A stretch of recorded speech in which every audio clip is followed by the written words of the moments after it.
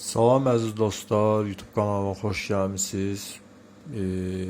Əvvəlcə deyim ki, kanalı dəstək olaq, bəyənək, paylaşaq, videonu like edək. Bugün Pitminutkanın ömrünü uzatmayan, yəni amillərdən danışacağıq. Pitminutkanın, yəni belə deyək də, tez xarab olmasına, sıradan çıxmasına səbəblər bunlardır. Yəni ki, belə deyək də, qazı belə deyək, məndə görürsünüz hardadır? Minimumdan biraz yuxarıda. Suyu isə görürsünüz minimum tərəf qoymuşam və qış rejiminə qoymuşam. Yəni bu, Pitminutkanın ömrünü uzatmağa səbəb olan bir şeydir. Çünki qazı açanda biz, suyu açanda qaz işə düşəndə maksimum 42. Yəni 42-dən yuxarı olarsa, yəni o Pitminutkanın ömrünü qısaltmaq deməkdir. Və bir dənə də şey var ki, məsəl üçün belə deyək də, çalışın Pitminutkanın o sistemində isti suyu saxlamayın. Yəni isti su qalanda Pitminutkanın sistemində orada korroziyadan neçə il keçəndən sonra deşik yaranır və həmin o korroziyadan, o deşiləndən sonra su başlayır sızmağa. Daha sonra burada yəni xırdalıqlar var ki, burada migrik var. Yəni görürsünüz, burada migrik var. Bunu buradan aralayanda, yəni laf sönsə də görürsünüz işləyir. Bu migrik yəni cavabdehdir nəyə? Biz suyu açanda migrik oradan elə bir ki, bu belə bir şeydir migrik. Bu buradan aralanır. Aralananda qaz açılır və su isinməyə başlayır. Birinci növbədə belə bir şey deyək də, indi bax, iki dənə səs eşitdirəcəm sizə. Bax, tutaq ki, suyu açanda birinci səs və ikinci səs. Qulaq asın.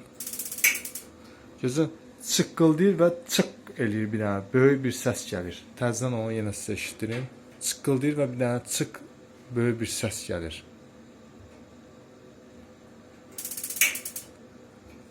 O birinci eləyən migrikdir, o çıqqıldayan. İkinci isə qaz klapanıdır. Yəni qaz klapanı açıldı. Yəni sistemə qaz gəldi. O zaman qaz gələndən sonra su başlayır isinməyə. Əgər migrik çıqqıldasa da qaz klapanı açmasa, onda isti su yenə də gəlməyəcək. Yəni bunlar ikisi ilə əlaqəli bir şeylərdir. Bunlar ikisi də tokla işə düşəndir. Yəni batareya ilə var, Pitminutka var. Məsəl üçün kurslar üsulla batareyanı elə bir çıxardırıq, oradan xüsusi adapterlər satırlar Pitminutka üçün. Oradan bağlayırsan və qoşursan rozetkaya. Yəni işıq sönəndə artıq istəsiniz batareyanı taxıb eləncə də istifadə edə bilərsiniz. Çünki cəryan batareykadan gəlir və qaz gəlirsə Pitminutka işləv vəziyyətə düşür. Daha sonra burada qaz şlanqıdır. Yəni burada regulyator qoymaq vacibdir, çünki qazı tənzimləyir. Bunlara dəyməyin heç vaxt. Çünki bunlar nəyə görə deyirəm dəyməyin? Çünki bunlar keyfiyyətsiz bir şeylərdir. Yəni 5-6 manatlıq şeylərdir. Alırıq, qoyuruq. Bunları yəni buradan suyu bağlayıb açmaq məsləhət görmürəm. Çünki bunlar sıradan çıxır, bu krantlar. Və çalışın arada, yəni heç olmasa ildə bir dəfə bunu açın, bağlayın. Çünki paslanır bu. Ondan sonra bu açmaq biraz çətin məsələ olur. Yəni qıra da bilərsiniz. Yəni bu bir şeylərə nəzarət eləsəniz, hər şey normal səviyyədə işləyəcək. Və bunu da ki, çalışın qazı dediyim kimi normal səviyyədə qoyun ki, problem yaratmasın.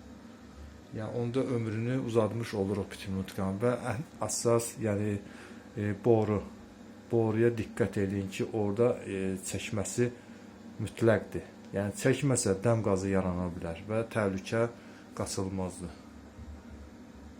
Sağ olun dostlar, suallarınız olsa kommentariyada bildirin. Özüm də belənçinə, yəni Pitminutka düzəltməyə, təmir etmək üçün səyyar xidmət göstərirəm. Yəni əlaqə saxlayıb mənlə, yəni mən sizin gəlib ünvanında Pitminutkanızı təmir edə bilərəm. Həm evdən çıxmırsınız, vaxt itirmirsiniz və gələrək sizin evinizdə təmir edib sizə təhvil verir yüksək səviyyədə.